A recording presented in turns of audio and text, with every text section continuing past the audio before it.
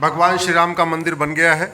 बहुत जल्दी भगवान कृष्ण का भी मंदिर बने, इसीलिए एक बार हम लोगों को अब बार बार राधे श्याम करते रहना चाहिए।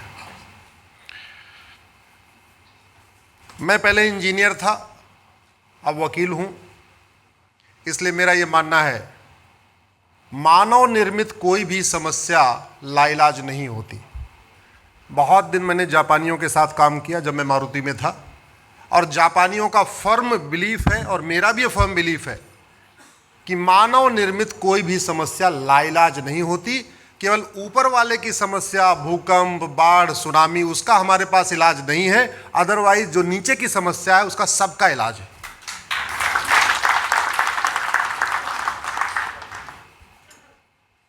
जिन समस्याओं की हम चर्चा करते हैं कि भारत में है, उससे हम परेशान हैं, चाहे वो लब जिहाद हो, चाहे वो लैंड जिहाद हो, चाहे घुसपैठ हो, चाहे वो धर्मांतरण हो, चाहे जनसंख्या विस्फोट हो, या अलगाववाद है, या कट्टरवाद है, या जिहाद है, या मजहबी उन्माद है, ये विश्वव्यापी समस्या है क्या? जरा जोर से बोलिए, जरा जोर से बोलिए। ये वर्ल्ड वाइड समस्या नहीं है, ये हमारे यहाँ समस्या है।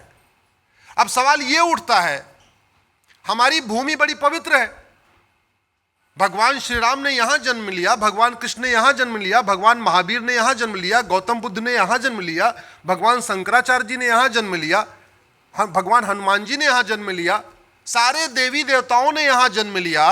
इसके बावजूद हम सारी समस्याओं से पीड़ित हैं। चीन में किसी देवी देवता ने जन्म नहीं लिया, सिंगापुर में किसी देवी देवता ने जन्म नहीं लिया, न्यूजीलैंड में किसी देवी देवता ने जन्म नहीं लिया। वहां यह समस्या क्यों नहीं है? वहां क्यों नहीं है? चीन में लब जिहाद होता है क्या? चीन में घुसपैठ होती है क्या? चीन में सड़क के किनारे, रेलवे लाइन किनारे अवैध निर्माण होता है क्या?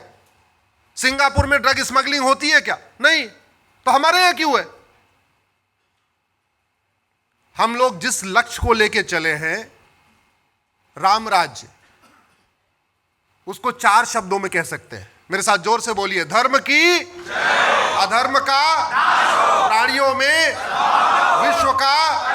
और ये चारों सप्लीमेंट है और कंप्लीमेंट है, एक दूसरे के पूरक है, अलग नहीं हो सकते। और इन चारों को करना केवल हमारा काम नहीं है। केवल धर्म की जय करना समाज का काम है, अधर्म का नाश करना शासक का काम है। अधर्म का नाश करना हाईकोर्ट का काम है, सुप्रीम कोर्ट का काम है, संसद का काम है, विधानसभा का काम है।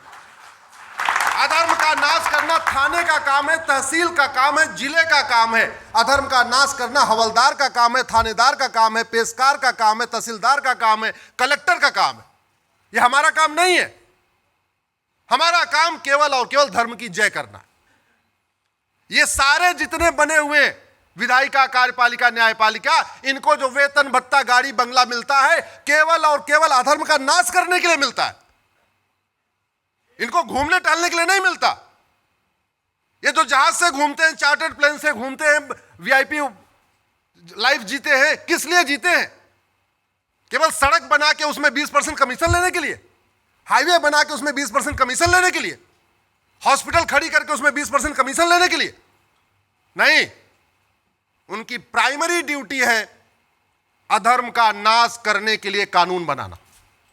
जैसे डॉक्टर की प्राइमरी ड्यूटी है बढ़िया दवाई देना, ड्राइवर की प्राइमरी ड्यूटी है अच्छी तरीके गाड़ी चलाना, वैसे ही सांसद, विधायक की प्राइमरी ड्यूटी है सर्वोत्तम कानूनों का निर्माण करना। अगर हमारे यहां घुसपैठ है, सिंगापुर में नहीं है, न्यूजीलैंड में नहीं है, चीन में नहीं है, जापान में नहीं है, इसका मतलब हमारा कानून घटिया है, उनका कानून अच्छा है। और कानून बनाने कोई लागत आती है क्या?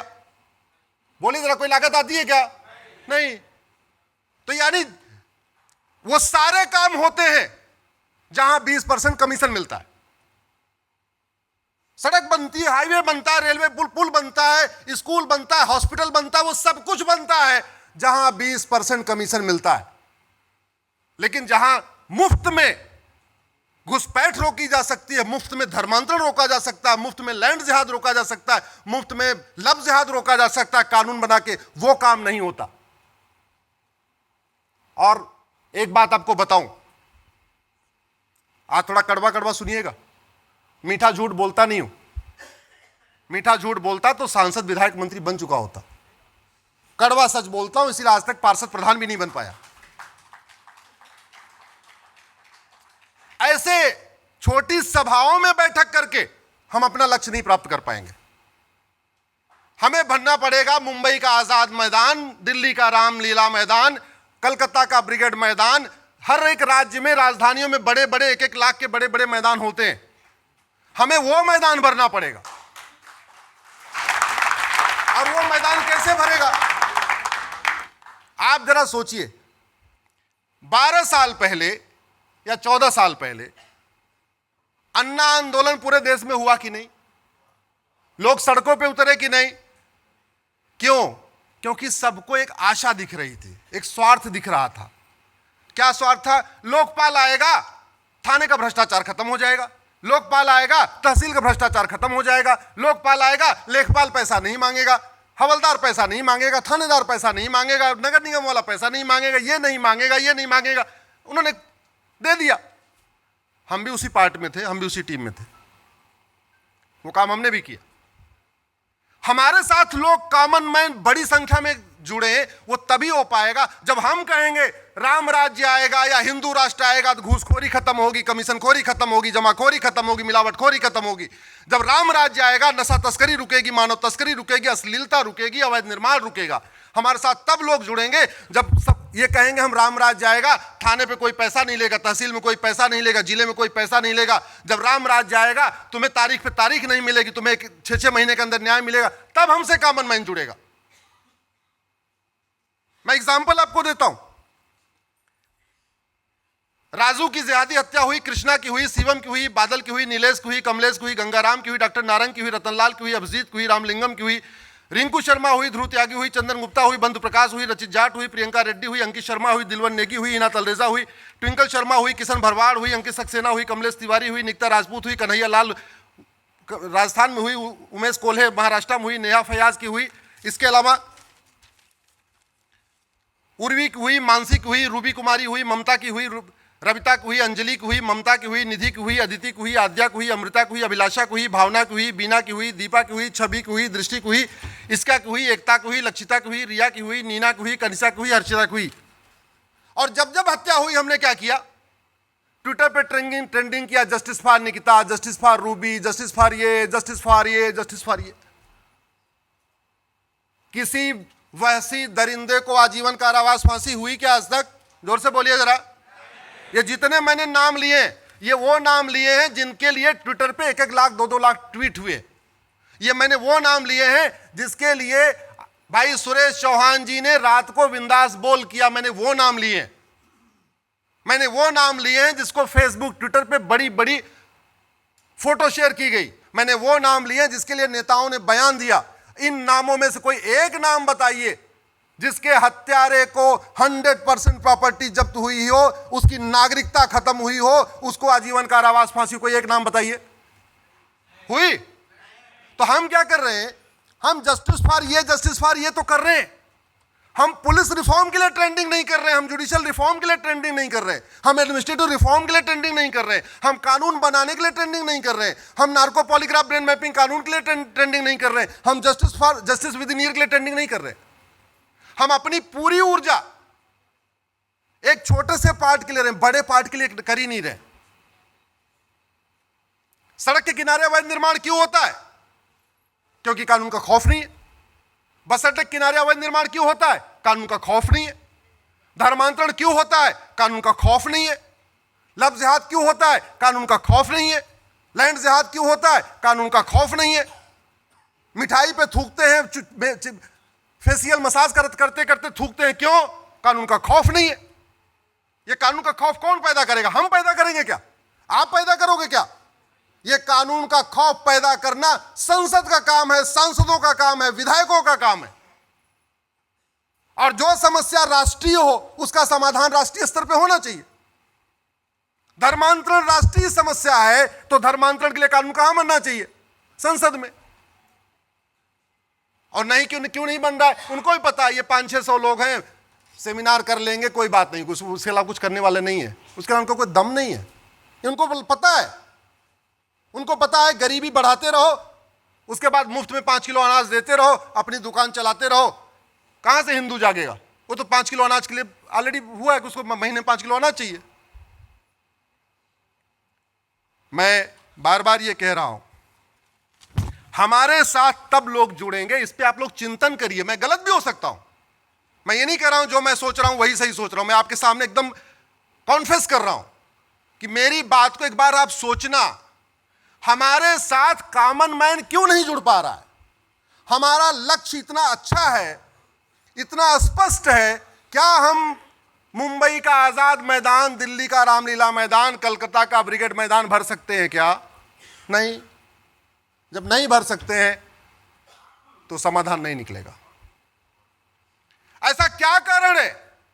हमारी डिमांड वाजिब है, इसके बावजूद लोग संसद में नहीं इसको आवाज उठाते। मैंने एक पीआईएल फाइल किया धर्मांतरण के खिलाफ। मेरी पीआईएल को डिसमिस कराने के लिए 10 पिटीशन और आई और 10 बड़े सीनियर वकील खड़े होते हैं, नाम नहीं बताना चाहूंगा। 10 दिग्गज वकील खड़े होते हैं, उसमें एक भूतपूर्व कानून मंत्री है, एक भूतपूर्व वित्त मंत्री है और एक भूतपूर्व विदेश मंत्री है। वो खड़े होकर कह रहे हैं इनकी पिटीशन गड़बड़ है, डिसमिस कर दो। हम केवल इतना कह रहे हैं कि धर्मांतरण को राष्ट्रीय सुरक्षा के लिए खतरा घोषित कर दो, धर्मांतरण को देश की एकता अखंडता के लिए खतरा घोषित कर दो, धर्मांतरण को एक ऑर्गेनाइज क्राइम घोषित कर दो। इतनी हमारी मांग है। लेकिन पीआईएल की एक लिमिट होती है। धर्मांतरण के खिलाफ कठोर कानून संसद में एक दिन में बन सकता है, एक दिन में बन सकता है। कोर्ट में तो तारीख पे तारीख चलती है। मेरा आप लोगों से आग्रह है कि आप लोग इस बात को पहले चिंतन करिए कि हमारे साथ कॉमन मैन, जैसे अन्ना आंदोलन में सड़क पे उतरा था, युवा उतरा था, गरीब उतरा था, पूरब वाले उतरे, पश्चिम वाले उतरे, दक्षिण वाले उतरे, बिहार वाले उतरे, बंगाल वाले उतरे, वैसे हमारी मांग को लेके कब उतरेंगे, कैसे उतरेंगे, इस पे चिंतन करिए। और मेरा मानना है वो तभी उतरेंगे जब उनको कुछ दिखाई पड़ेगा। जैसे उनको एक दिखाया गया कि लोकपाल आएगा तो ये खत्म हो जाएगा, वैसे अगर हम दिखाएं कि हमारा राम राज्य आएगा तो ये खत्म हो जाएगा। उसके बिना लोग सड़क पे नहीं उतरेंगे। कानून कितना घटिया है, मैं इसका आपको एग्जाम्पल देता हूं। 2 महीने पुराना, और नारा दिया गया था। मैं क्यों कह रहा हूं स्पष्टता जरूरी है। जैसे नारा दिया गया अब की बार 400 पार, दिया गया नारा ना, लेकिन बताया नहीं क्यों चाहिए अब की बार 400 पार। मैंने तो घूम घूम के बताया था अब की बार 400 पार बीजेपी का 2024 का नारा है। आप लोग मेरे ट्विटर पे जाइएगा, अब की बार 400 पार मेरा 2022 का नारा है। मैं 2022 में 90 जिलों में गया था, 2023 में 115 जिलों में गया था, 2024 में ये मेरा 57वां कार्यक्रम है। ये 2023 में केवल एक रविवार में अपने घर में था क्योंकि 12 नवंबर को दीपावली थी। इसके अलावा किसी मैं रविवार शनिवार अपने घर में था ही नहीं। मेरी तो लाइफ हो चुकी है मंडे टू फ्राइडे कोर्ट तक।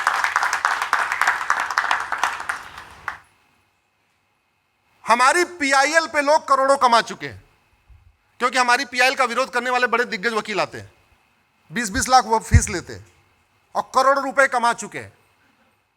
हमारी पीआईएल के दम पे लोगों ने हमारी पीआईएल के खिलाफ आके केस ले लेके लोगों ने दिल्ली में अपना ऑफिस खोल लिया। मेरे पास दिल्ली में ऑफिस नहीं है, मेरे पास दिल्ली एनसीआर में कहीं ऑफिस ही नहीं है। मैं जो कुछ करता हूं अपने घर से करता हूं, और घर भी मेरा 40 किलोमीटर दूर है सुप्रीम कोर्ट से, जहां मुझे 1.5-2 घंटे लगता है आने जाने में। बड़े मुश्किल से मैंने काम शुरू कराया, लेकिन वो काम भी पूरा नहीं हो पा रहा है। ये अपनी वेदना बता रहा हूं। ऐसा नहीं कि भारत में लोगों के पास धर्म के लिए लोग चाहते नहीं है, लेकिन ये कड़वी सच्चाई बता रहा हूं। हमारे खिलाफ भूतपूर्व गृह मंत्री, भूतपूर्व वित्त मंत्री खड़े होते हैं, हमारी पीआईएल का विरोध करने के लिए 10-10 लाख रुपए लेते हैं, लेकिन मुझे ऐसा कभी कोई समर्थन नहीं हुआ। सुरेश चौहान जी बैठे हैं, वो अच्छी तरीके जानते हैं। मैंने छोटा सा प्लॉट लिया, दिल्ली में तो मैं ले ही नहीं सकता, मेरी औकात नहीं है। मैंने गाजियाबाद में लिया, उसका भी मैं निर्माण नहीं करा पा रहा हूं। क्यों? क्योंकि मुंह से समर्थन बहुत अच्छा है, ओरल समर्थन खूब है और कोई समर्थन नहीं है। कई बार फ्रस्ट्रेशन भी होती है कि मेरे साथ के वकीलों के पास दिल्ली में ऑफिस है, मेरे साथ के वकील मर्सिडीज से चलते हैं, मेरे साथ के वकील वीकेंड मनाते हैं। मैं वैगनार से चलता हूं, वो भी सीएनजी लगी हुई। मैं वीकेंड नहीं मनाता, मैं बच्चों के साथ डिनर करने नहीं जाता, मैं बच्चों के साथ कहीं घूम नहीं पाता, मेरा Monday to Friday court, Saturday Sunday बाहर गुजर जाता है। सोचता हूं इस चीज को, लेकिन फिर सोचता हूं कि छत्रपति शिवाजी महाराज ने तो कुछ नहीं सोचा ऐसा। अगर छत्रपति शिवाजी महाराज ऐसा सोचते तब क्या होता, सावरकर जी ऐसा सोचते तब क्या होता, गुरु गोविंद सिंह जी ऐसा सोचते तब क्या होता। उन्हीं महापुरुषों से प्रेरणा मिलती है और फिर अपने काम में लग जाते हैं। यह यात्रा हमारी चलती रहती है। घटिया कानून के कारण हम इस बार दो चीजों के कारण इस बार हम 400 पार नहीं कर पाए। पहला, 400 पार का नारा दिया लेकिन यह नहीं बताया क्यों चाहिए 400 पार। अगर हमने 5 बात, 8 बात, 4 बात बता दिया होता, हमको 400 पार दे दो, हम घुसपैठ के खिलाफ कठोर कानून बनाएंगे, हमको 400 पार दे दो, हम धर्मांतरण नियंत्रण कानून बनाएंगे, हमको 400 पार दे दो, हम जनसंख्या नियंत्रण कानून बनाएंगे, हमको 400 पार दे दो, हम देश में समान शिक्षा लागू कर देंगे, नफरत पर आने वाले स्कूलों को बंद कर देंगे, हमको 400 पार दे दो, हम अश्लीलता नियंत्रण कानून बना देंगे। मैं गारंटी के साथ कहता हूं 400 पार हो जाता। इसी 400 पार से हमें यह सबक लेना चाहिए। हम केवल कहेंगे हिंदू राष्ट्र बनाएंगे, हिंदू राष्ट्र बनाएंगे, राम राज्य लाएंगे, हमें समर्थन नहीं मिलेगा जब तक हम ये नहीं बताएंगे हिंदू राष्ट्र से ये खत्म होगा, घूसखोरी खत्म होगी, जमाखोरी खत्म होगी, मिलावटखोरी खत्म होगी, घुसपैठ खत्म होगा। हम जब तक उसके कारण नहीं बताएंगे तब तक हमें भी वो समर्थन नहीं मिलेगा। नारा भी आपने देख लिया एग्जाम्पल। और कानून कितना घटिया है। दूसरा, हमारा जो इस बार 400 पार न होने का कारण कैसा था वो आपको बताता हूं, और उसका भी मूल कारण घटिया कानून है। गृह मंत्री अमित शाह जी का फर्जी वीडियो वायरल कर दिया गया कि हम आरक्षण खत्म कर देंगे। अरुण गोविल जी का वीडियो वायरल हुआ कि हम दलितों के यहां खाना नहीं खाएंगे। बीजेपी नेताओं का फर्जी वीडियो वायरल हुआ जिसमें SC ST को पीट रहे हैं। प्रधानमंत्री मोदी जी का एक फर्जी वीडियो वायरल हुआ जिसमें कह रहे हैं मनुस्मृति लागू कर देंगे। किरोड़ी लाल मीणा जी का एक वीडियो वायरल हुआ जिसमें कह रहे हैं आरक्षण खत्म कर देंगे। आचार्य प्रमोद कृष्णम जी का हुआ कि अब की बार 400 पार हो जाएगा, भारत में मनुस्मृति लागू हो जाएगी। एक फर्जी वीडियो योगी जी का वायरल हुआ कि अब की बार 400 पार हो जाएगा, SC ST का आरक्षण खत्म हो जाएगा प्रमोशन का। एक प्रधानमंत्री मोदी जी का आरक्षण विरोधी फर्जी वीडियो वायरल हुआ। एक फर्जी वीडियो वायरल हुआ कि अखिलेश यादव मंदिर में जा रहे हैं तो उस मंदिर को धोया जा रहा है। एक भागवत जी का फर्जी आरक्षण विरोधी वीडियो वायरल हुआ। इसके अलावा एक मोदी जी का फर्जी वीडियो वायरल हुआ जिसमें वो मराठा समुदाय को लुटेरा कह रहे हैं। एक फर्जी वीडियो वायरल हुआ योगी जी, अमित शाह जी का, जिसमें वो ठाकुरों को गाली दे रहे हैं। एक योगी जी का फर्जी वीडियो वायरल हुआ जिसमें वो ब्राह्मणों को गाली दे रहे हैं। एक फर्जी वीडियो वायरल हुआ कि दलितों ने वोट नहीं दिया, फर्स्ट फेज में उनकी पिटाई हो रही है। एक प्रधानमंत्री जी का फर्जी वीडियो वायरल हुआ जिसमें वो सिखों का अपमान कर रहे हैं। एक फर्जी वीडियो वायरल हुआ विश्व हिंदू परिषद का कि नहीं, राष्ट्रपति द्रौपदी मुर्मू जी को नहीं बुलाना है क्योंकि वो दलित हैं। एक फर्जी अमित शाह जी का फर्जी वीडियो वायरल हुआ जिसमें वो कह रहे हैं कि जो मोदी जी की गारंटी है, गारंटी नहीं है, जुमला है। एक और फर्जी वीडियो वायरल हुआ, वो उसमें आधा सही आधा गलत था, जिसमें नड्डा जी कह रहे हैं हमको RSS की जरूरत ही नहीं है। एक प्रधानमंत्री जी का फर्जी वीडियो कर्नाटक में वायरल हुआ जिसमें कह रहे हैं कर्नाटक के लोग पापी होते हैं। एक फर्जी और वीडियो वायरल हुआ जिसमें प्रधानमंत्री जी योगी जी को धक्का देके काशी विश्वनाथ मंदिर में पीछे कर रहे हैं।